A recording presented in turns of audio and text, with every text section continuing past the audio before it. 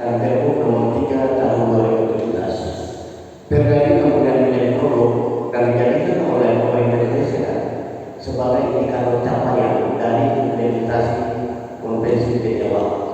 Karena itu dalam sidang sesi 2000 di Jenewa, lembaga disebut 8 kali dalam dokumen awal berimplementasi. Itu artinya lembaga memberi satu hal yang sangat baik, bahkan perlu lembaga menjadi indikator capaian dari implementasi Konvensi Jenewa. Kenapa sampai saat ini belum terimplementasi? Catatan saya adalah komitmen daerah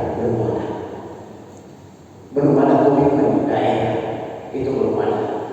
Jadi ibarat sebuah lokasi bertepuk sebelah tangan, dan refleksi saya adalah seperti ini, bahwa kita punya produk yang menjadi pembelajaran wilayah, bahkan menjadi produk untuk mata Indonesia di hadapan PBB, karena Indonesia sebagai satu negara pihak dalam ratifikasi konvensi, tetapi turunan dalam regulasi nasional hampir tidak ada.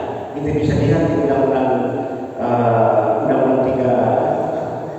35 itu kan bolongnya banyak sekali, bolongnya. Nafas dari konvensi tidak ada, dan karena itu kita coba berikan negara belajar dari bawah. Maka Perda 20 itu ada satu bentuk negara belajar dari Perda 20. Itu yang menjadi penting. Yang kedua adalah kita juga tahu tentang migrasi lama dan TPPO. Kita pahami dulu pola migrasi lama seperti apa. Dari tahun 1930 sampai dengan sekarang polanya seperti apa. Dan pola yang terbangun dalam migrasi kultural, bukan migrasi yang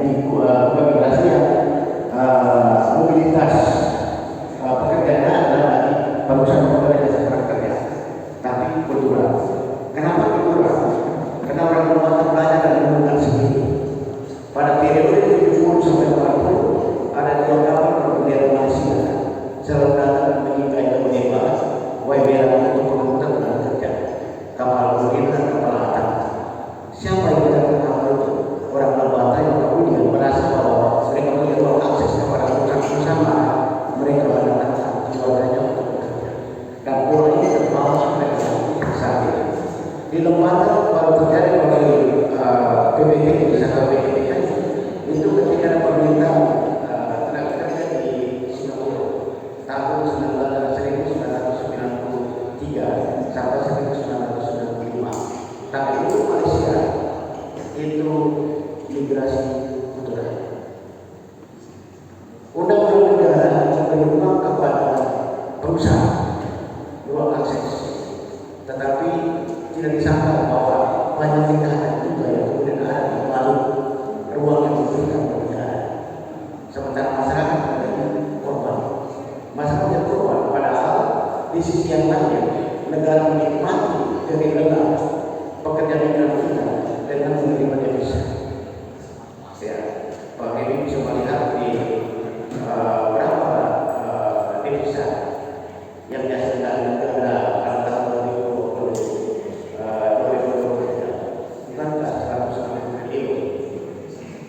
yang masuk. Jadi negara menikmati hasilnya, tetapi menelantarkan penghasilan kelimpangan itu menjadi catatan. Dan ini bukan saja di pusat, tapi dari turun sampai ke daerah.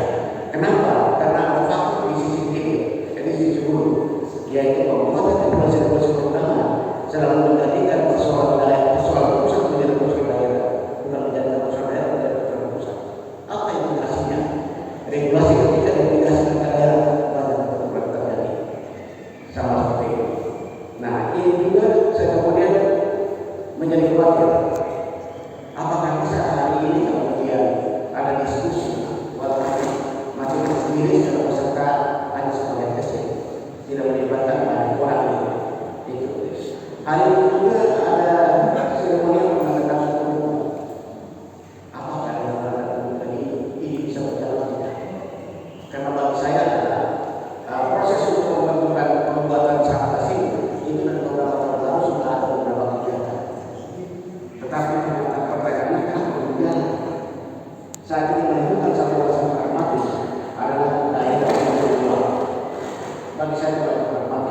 daerah tidak membuat.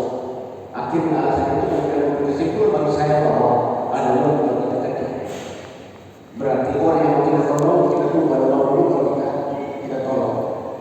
Itu logikanya sederhana. Maka menjadi kewajiban adalah walaupun kita tangan kita banyak bisa jalan tidak. Karena daerah kemudian tidak ada resources karena sumber daya kita untuk kemudian menggerakkan itu. Nah karena itu maka supaya dia bisa berjalan pada punya relasi dengan kementerian. Presiden kementerian untuk menguruskan jalan ini supaya segera. Artinya ada dukungan anggaran yang langsung dari kementerian. Tidak perlu memiliki kelihatan sendiri agar satgas ini bisa berjalan. Kalau tanpa itu saya pesimis tidak akan berjalan. Yang kedua, dari Kabupaten Polres sudah membentuk satgas PPO dari 1 Juli 2023. Presentasi tadi kemudian memperkuat bahwa sudah dibentuk dan kantornya ada di Polres. Itu artinya bahwa satgas itu sudah menerima pengaduan menyelesaikan masalah, bukan melakukan tindak pidana. Kalau mau pencegahan maka perlu ada irisan lawan dan juga ada satgas itu yang berpengaruh di lawan sehingga menggunakan untuk melakukan pencegahan. Kita tidak hanya menyelesaikan masalah tapi harus melakukan pencegahan. Nah, itu jadi penting. Kalau yang berikutnya adalah sesungguhnya itu tidak perlu cukup biasa karena di periode itu ada sekitar 5 mandat. Mandat pertama adalah mendorong desa-desa untuk integrasi sistem pendidikan mulai dari desa melalui diskusi. Yang kedua adalah perlu ada BLK. BLK itu apa? Untuk menciptakan tenaga kerja yang berkualitas sehingga ketika dia bekerja di luar negeri proses pembelajarannya tidak dari pimpinan. Lalu kita yang berbakat dari pimpinan. Banyak pengusaha nakal di Malaysia itu menerima orang yang tidak punya dokumen supaya gajinya murah. Itu dan lembaga itu. Yang berikutnya adalah supaya tidak ada kejahatan secara massal tersebut. Maka di dalam itu kalau masyarakat itu perlu ada pembersihkan lingkungan. Untuk apa pembersihan? Kejahatan disiplinkan yang paling tinggi ada di transit.